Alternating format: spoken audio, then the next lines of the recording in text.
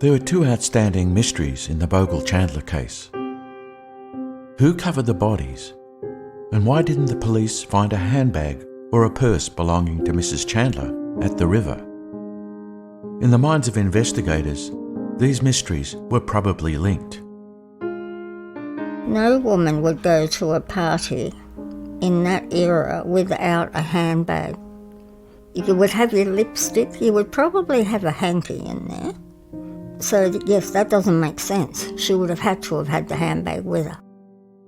Lorraine Blackwood was 10 years old when the Bogle-Chandler story broke. It was a very big story at the time. It was on the news, it was, in the papers, on the radio, on the television. And because it was so close to home, there was lots of talk amongst the neighbours and people in the street, as to what had happened. In 2006, Lorraine saw a promo for the upcoming broadcast of my film and decided to get in touch. She had a confession to make. Well, when I saw that you were doing the show for the ABC, I thought it was time that I spoke up about evidence that I found when I was a child. And no one ever knew. We'd never told anyone. My mother was too frightened to go to the police. Lorraine lived in the same neighbourhood where I grew up, which was about a 12-minute drive from the Lane Cove River. We lived in Westminster Road in Gladesville. Down the end of the road, it's like about 10 houses down, there was a stormwater drain surrounded by bush and rocks that went down to a house down the bottom. And we went down there all the time. As kids, we'd be down in the stormwater drain and just playing around down the bush, then come back up the dirt path. And probably a couple of weeks later, we were down there one day and we found a handbag. I think it was a bone-coloured handbag.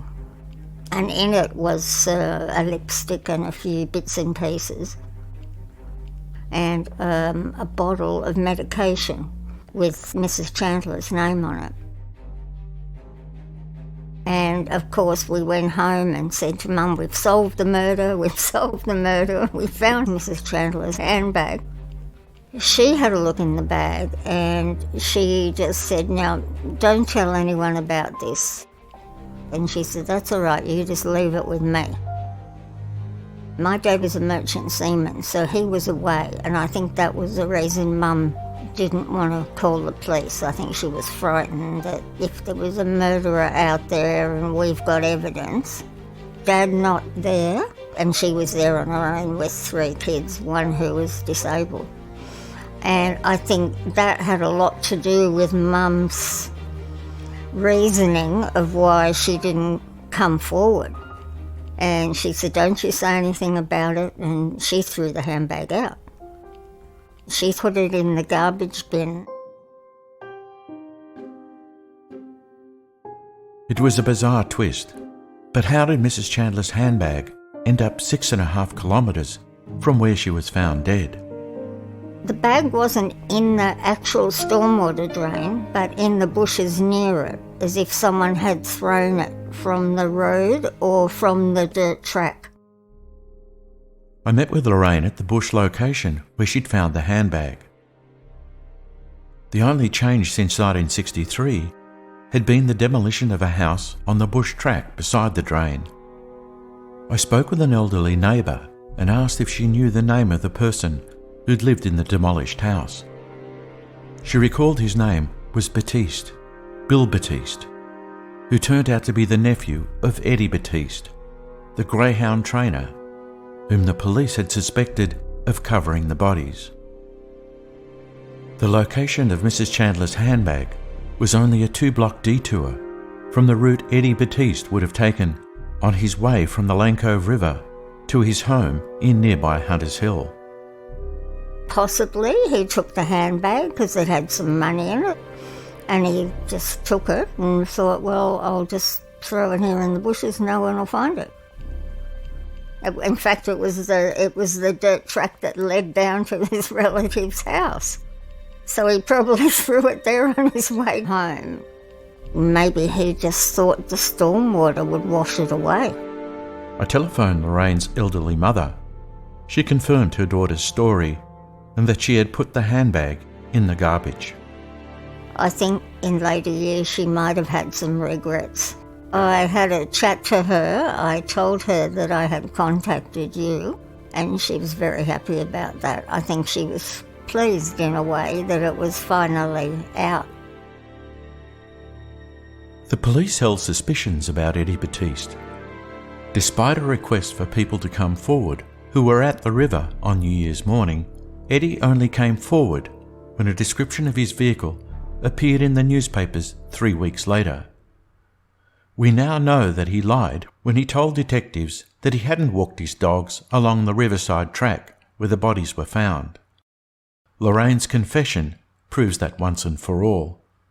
He had clearly taken the handbag, but did he also cover the bodies? I spoke with members of his family. They said Eddie was puritanical when it came to bare flesh. He would spank a child for walking around the house in his or her underwear. How did you hear about the case? The first time we heard about it was from Mary's father. He said, have a look in the paper, you'll see about a murder or suicide or something. He said that I happened to exercise my dogs right past where it happened. And that was the first I knew of it. Mary, could you tell me what your brother felt and what happened that morning as far as your dad was concerned? Well, he thought he was a little bit distressed. He said Dad was such a strict person with his morals and that. He said he could have seen the bodies there and covered them up. They were stripped from the waist down, and being such a person that he was. But as I always said, well, why didn't he tell the police that he saw them there? He was a darn old crank, very cranky bloke. He would tell you what you had to know, but he wouldn't tell you anything extra, I don't think. He wouldn't go that extra yard. He'd say, well, it's not my bloody business. The coppers will fix that up or something like that. They know what they're doing. And he wouldn't put his nose in it,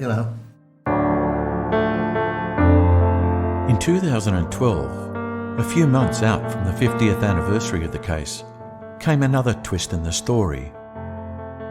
There'd been 2 witnesses to the deaths of Dr. Bogle and Mrs. Chandler. I was contacted by a retired academic who wanted to talk to me about the Bogle-Chandler deaths. He'd overheard a group of picnickers discussing my film and book on the case. It sparked a memory of a person he'd met early one morning in 1965, 2 years after the case broke. 1965, when I was 20, I lived in Canberra, and as I was driving down North 1 Avenue around about 5-ish in the morning or thereabouts, there's an area there where there's a park. There's a group of people. I could hear a scream, and these blokes were carrying on. So I stopped, and then I saw a barrage go flying. Anyway, I went out. They were pissed. I wasn't. I pulled this girl away, and they were the worse for wear as a consequence. Anyway, she was really, really very, very upset, shaking and all the rest of it. She was just sobbing and crying and shivering and looking as if she really wanted to keep away from me, but the alternative was worse than me. He ushered the young woman into his car and drove away from the park. I said, we need to get you to a hospital. And she said, no, I'm not going anywhere near a hospital. I said, well, we're going to have to get you to a police station. They're only just down the road. And she said, no, I'm not going anywhere near the police. I hate the police. And she just started sobbing. And I then noticed she had a St. Christopher medal around the neck. I made a comment about it. Are you a Catholic? So she said yes. And I said, yeah, look, so am I. How would you feel if I took you to a convent?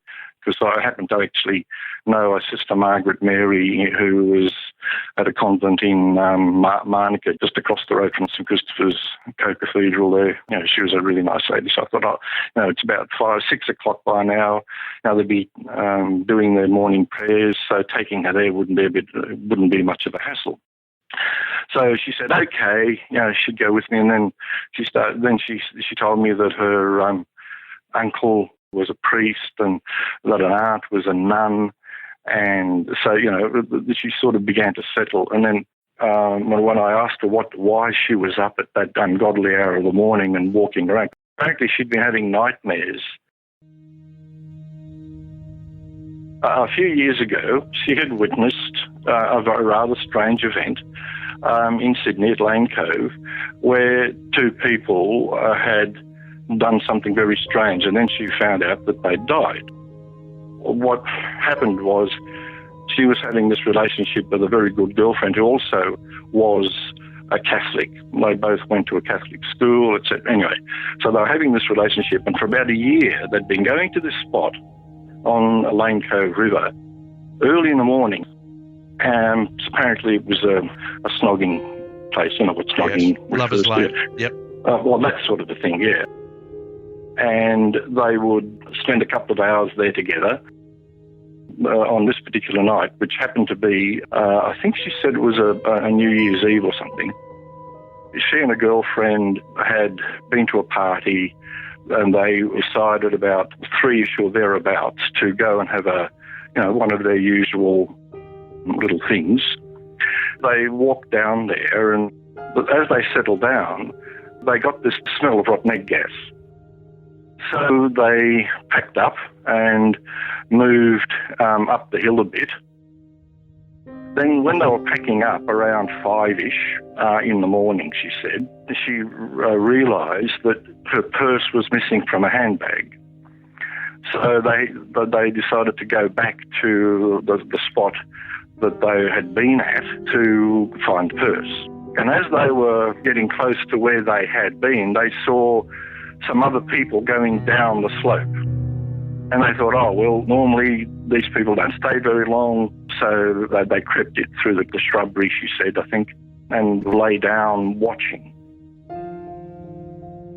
At some point, she said, it was not all that long, the woman said loudly, "Why have you stopped?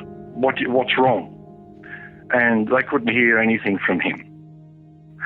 I'm not sure whether she said he staggered or he crawled or he rolled, but anyway, he moved from where he had been a short distance. The woman suddenly grabbed her throat and made a strangling noise, got up and staggered off away. Anyway, they waited for a little while until there was no noise. Then they went down to look for the purse. And when they got down there, she looked around. She did find her purse. Anyway, at this stage, her girlfriend had heard some movement. Then they saw a man. He turned and looked at them, and they looked at him, and they just went off in separate directions.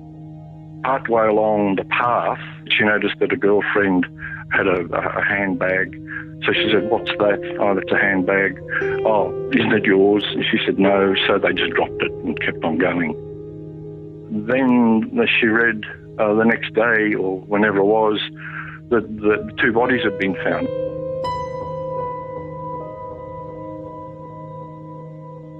But because they were good Catholics and because they were having a lesbian relationship, she and her girlfriend didn't go and tell the police. They just felt that it would be just too terrible. They just worried about what would happen to them and what would happen to their families. Were you tempted to go to the police with it? No. She pleaded, "Don't tell anybody. I don't want to go to the police." So I saw her as being extraordinarily fragile. If I do something like that, she could just, she could do herself in.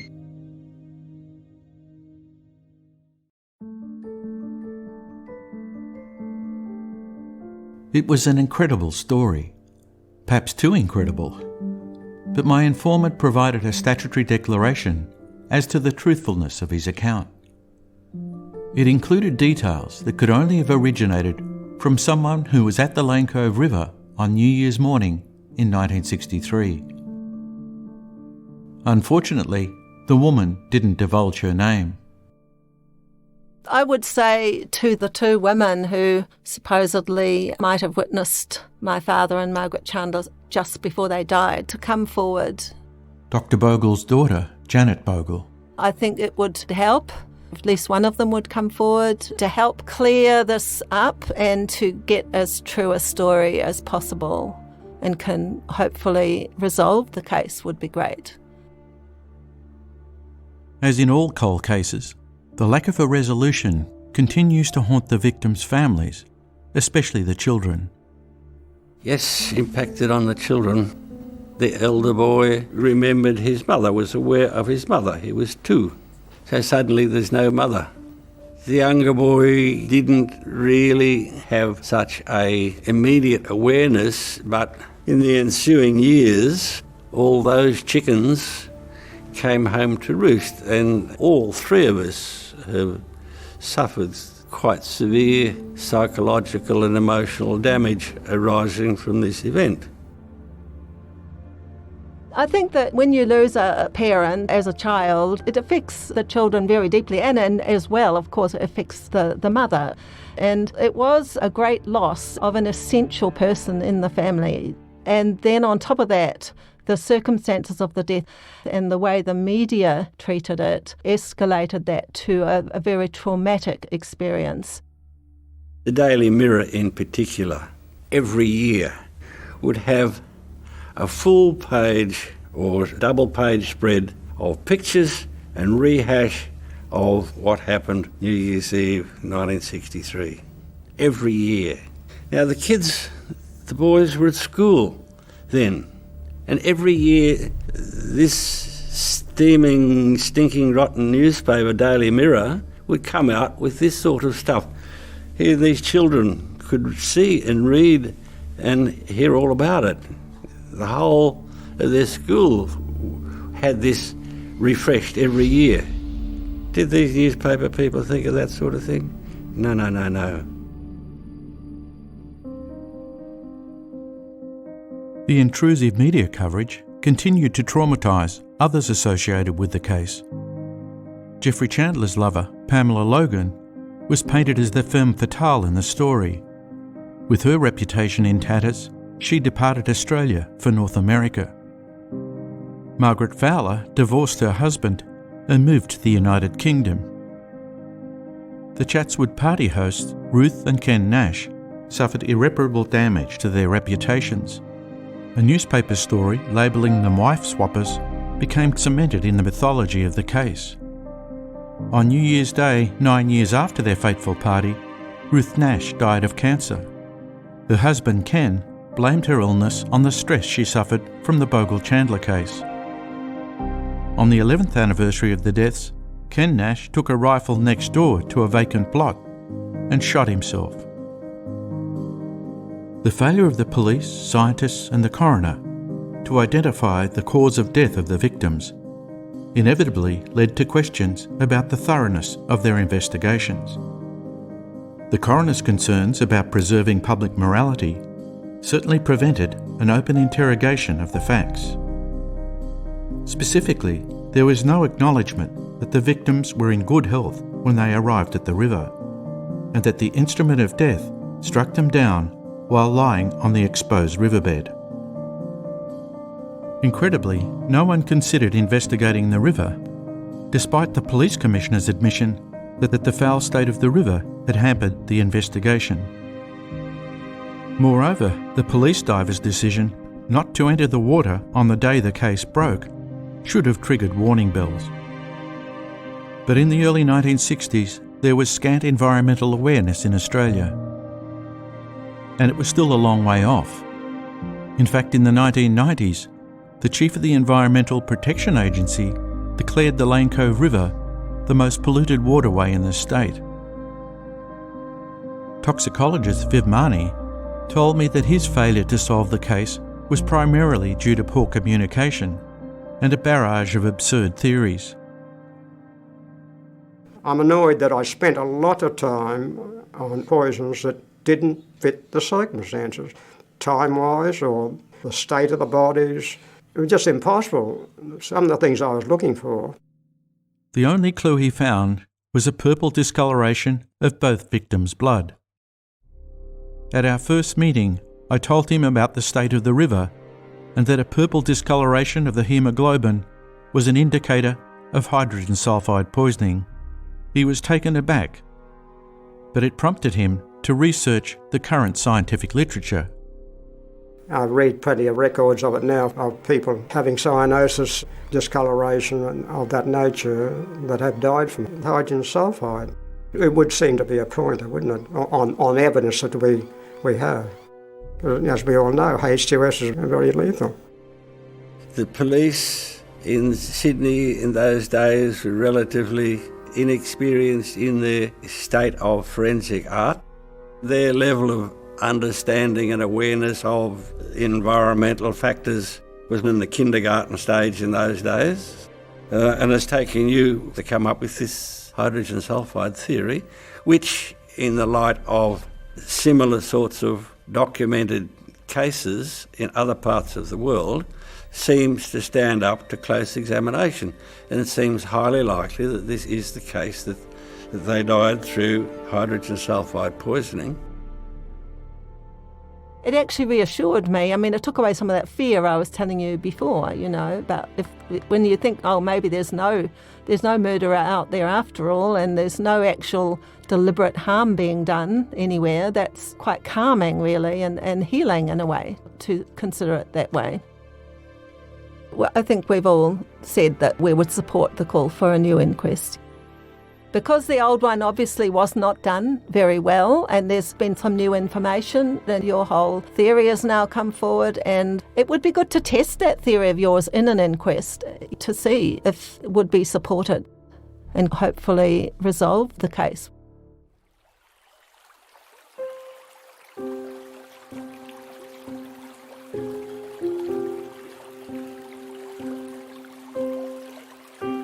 Before dawn, on an unseasonably cool New Year's morning in 1963, Dr. Gilbert Bogle and Mrs. Margaret Chandler arrived at the Lane Cove River. That morning, there appears to have been a rare but highly dangerous convergence of circumstances. Circumstances never contemplated by the original investigators. The river bottom, beside where they sought privacy, had a decade earlier been found to be saturated half a metre deep with hydrogen sulfide, a heavier-than-air gas as toxic as cyanide gas. While pungent in low concentrations, it can't be detected by the human nose in high concentrations. I think that they would have realized pretty fast that something was wrong. They might try to get out and stumble backwards, and they can do all sorts of things that you can conceive of someone who is semi-unconscious, actually. If the concentration is high enough of hydrogen sulfide in the atmosphere, when it gets into the blood, it immediately shuts off the ability of the brain to use oxygen, even though there's plenty of oxygen around. It's like putting a plastic bag over the brain. If this case were presented to the court, it would be circumstantial. On the other hand, the evidence that we do have is so strong and extremely consistent with hydrogen sulfide and related death, and I can think of nothing else, neither gas nor any other kind of poison or anything, that could argue against that hypothesis. It just seems to me to be unassailable.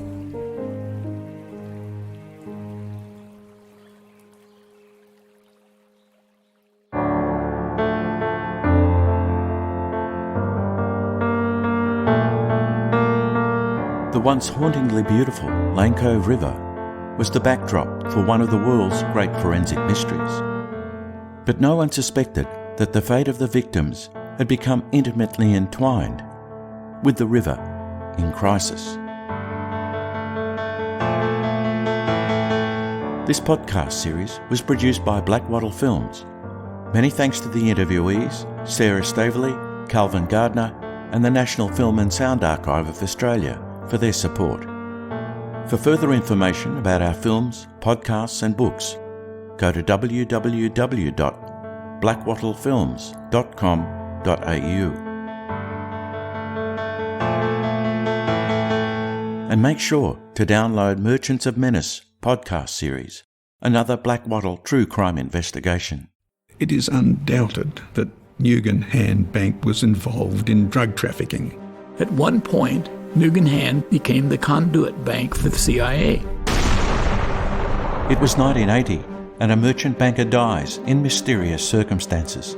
Was probably an execution, was my immediate assumption. Soon after, his business partner disappears without a trace, or so he thought. The owner of a well-known bank rumored to have ties to the CIA and organized crime vanishes off the face of the earth. Tonight, it's where he turned up that has people around the world shaking their heads. Merchants of Menace is available on your favourite podcast app. Wow, what a